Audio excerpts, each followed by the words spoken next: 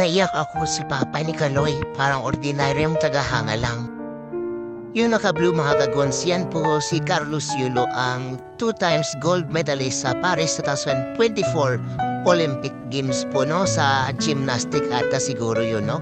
At makikita po natin ang kanyang papa po na nakasuot ng sombrero at nakasalamin at may dalang sulat pa ang mga kasamahan niya para lang makita ni Kaloy na nakasulat dito na Kaloy.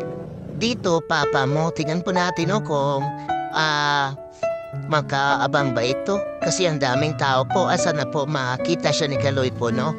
At talagang mahal na mahal si Kaloy ng kanyang papa, no? Kasi hindi ako sigurado kung palating nila dito sa Pilipinas, kung si Kaloy ba ay nakauwi na sa kanilang bahay po. Ayan na nga po mga kagusto, talagang happy na happy yung papa ni Kaloy na sumasalubong at kumakaway dyan sa parada ng mga atletang Pilipino po. Ayan na nga po mga goons. Tingnan po natin, no?